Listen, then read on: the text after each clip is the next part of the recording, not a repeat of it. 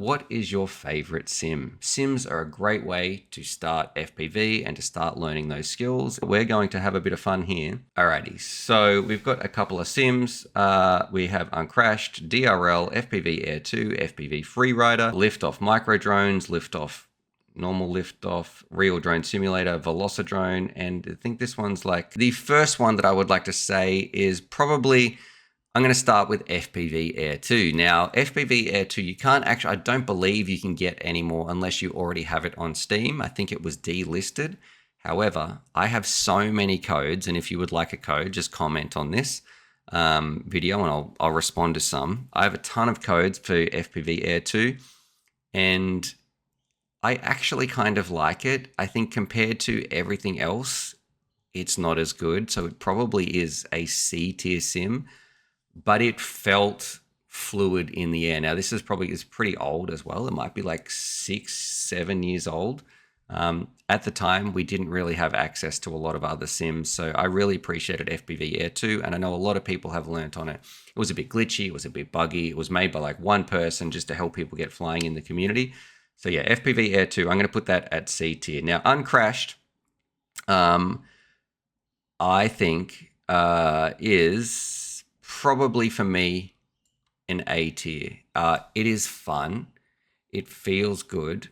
And I think is it Uncrashed where you can also has a really, really good level editor. So that's why I'm going to put that here. This is where I learned to trippy spin by using this. I installed this, and this was sort of like my go-to for trying some new tricks. And I created an environment where there's some really tall pine trees and you can scale things right up. And this is what I was practicing on before I went and did it in real life. So I found this as a really, really good middle ground. It might not feel the most realistic. It might not feel like one-to-one correlations between the real thing. But I think something that a lot of people get wrong is when it comes to sims, they don't have to feel exactly the same. It just has to be enough so you learn that muscle memory. So those neurons are firing and it's okay. Like if I go and fly around, if I'm learning to fly on this and then someone puts me on a 5-inch racing drone or a little drone like this Eagle 2, these are going to feel totally different. But the skills that I get from this one are going to be directly transferable to this one. I'm going to know how throttle and yaw and roll and pitch, how that all responds to my drone. I'm going to understand what it actually feels like to flying. And it's the same thing when it comes to the sim. The sim, do not get hung up on just how it feels. And is it a one-to-one correlation for 99% of the pilots out there? Anything on this list is 1,000 times better than not jumping on a sim. So just because you've got something like FPV Air 2 down here at C tier, if this was all I had and I was starting out, 1,000,000% this is definitely worth it. Now, Johnny D is saying, I haven't used sims in a long time. Yeah, I don't think you need to use sims if you enjoy flying and you can do everything out in the field that you want to do. Sims are a learning tool designed to help pilots, and that's how I think they should look at them, get to that next level or the next thing that they want to achieve. If your achievement and your goal that you're setting for yourself is flying around having a good time, you don't need to do that. You don't need to be on the sim every day. I know how to fly. I'm going to have a great time going and flying. I don't want to go and jump on the sim unless I've got a goal, like I was learning to trippy spin. Then I come here and use the sim to do that. So I think that's how most pilots should look at this as well. Now we've got DRL. I think DRL is probably, if I had to guess, yeah, probably between A and B tier. I don't think it's as good as Uncrashed, but I think it's definitely better than a B tier. It's fun. It's got some people into racing. It might be a little bit more arcadey. So that's sort of how I feel about DRL. I haven't used it too much. It's not my go-to sim. I definitely haven't put as many hours on here, but I know a lot of pilots who started because of the DRL sim and has probably done a lot for our hobby as well. The next one we've got is FPV Freerider. This I'm going to put again in C tier. There is a new one. I haven't flown the new one. This was like $5. I should probably also too, this is factoring in the price. So this was $5, I believe. Freerider when it first came out was like $5. This is what I learned to fly on once we had a sim, I was like, oh, that would be great to practice. I can hook this up to my actual radio. So I started to use that. There's probably a new one that does a little bit better. I haven't flown that one. So yeah, $5 for this one, $5 for FPV Air 2. We're a little bit more expensive here. These are like between $18 and $30, I believe, for these top ones that we're going to see. So I really like DRL as well. I think I like Uncrashed a little bit better, but I'd probably put them both in at A class. Next off, we've got Liftoff. I think Liftoff belongs up here in the A class as well. It's very, very popular. Between the three of these, this is probably my least favorite, but I do use it a lot. This is probably what my daughter flies around on. I wish they had a few more options. I don't think the levels are quite as exciting in Liftoff, and I don't like how once you go out of bounds, especially if you're trying to learn, it forces you to go back. Like there's a hay bale level in here, which I understand was one of the first ones, but it's such a small confining space, and I just wonder why are you making us turn around? I don't think, especially when you are learning to fly, I don't like that option. So the issue I have with Liftoff is purely that they split and made something called micro drones, which looks really cool, but it should have been like a little paid DLC instead of its entirely new thing, because now you're going to have two sets of your player base across two different games. Next up, we have Velocidrone. Now, I'm going to put that down here. Just joking. I'm putting that up here at ST. I was just triggering a few people.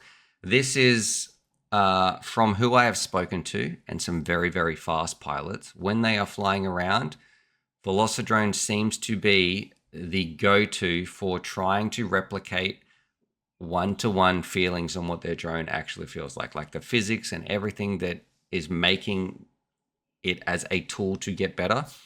Very, very fast pilots, I believe, like Velocidrone. Now, as I said before, remember how I said don't worry about is it one-to-one? Skills are going to be transferable. Like as long as you have, once you achieve that goal, and my goal is to learn to fly, then I can go out to the field and have fun. That's what I want to do.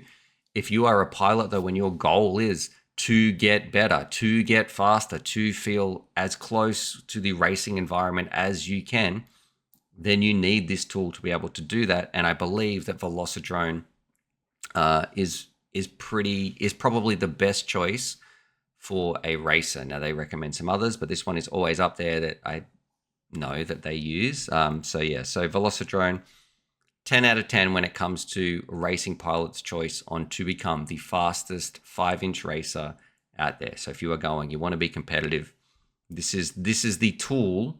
And remember, these are all tools. This is the tool to use. Now they can be fun. It is fun, but it's not as fun for me as flying around the real thing. So that's why I refer to these as tools. And then finally, we've got Real Drone Simulator. Now I'm going to put this at a B. A beauty about this one, it's free. It's completely free to use. It's got some cool levels in there.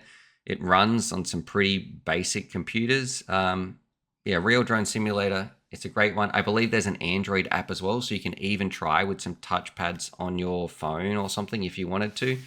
I do like Real Drone Simulator. So it doesn't feel as good as these ones. It's not as developed or as advanced, but I mean, you can't complain. All you got to do is like make an account, and then you can go and fly around and have some good times. Go check it out. So there we go. If you guys let me know too what you think is the best sim. Have I missed anything? Would you change any of these around? And the only reason I've got these on the bottom, this, what is it, YFPV or whatever this one is right here, and Liftoff Micro, is because I haven't tried them. Tinywook Pro should be a solid B. So that's from Vinny.